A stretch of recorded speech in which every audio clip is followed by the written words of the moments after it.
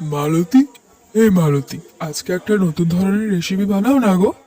কি ধরনের রেসিপি বানাবো বলো? তোমার কি খেতে মন করছে? তাহলে আজকে তুমি ফ্রাইড রাইস বানাও। তো চলো বন্ধুরা, আমি ওর জন্য ফ্রাইড রাইস বানাতে থাকি। তো প্রথমে আমি 2 কাপ চাল নিয়ে নিয়েছি এবং চালটাকে ভালোভাবে ধুয়ে নেব। তো চলো ঝটপট আমি ফ্রাইড রাইস বানাতে থাকি। বন্ধুরা, তোমাদের যদি আমার মিনি কিচেনের ভিডিও ভালো লেগে থাকে তাহলে অবশ্যই চ্যানেলটিকে সাবস্ক্রাইব করে পাশে থেকো।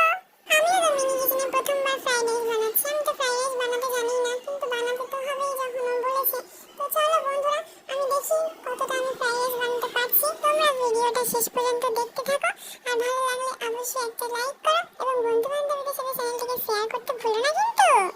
বন্ধুরা, আমার মিনি কিচেনের এই ভিডিওটা আমি দুটো পার্টে ভাগ করেছি। পার্ট 2 আমার চ্যানেলে আপলোড করা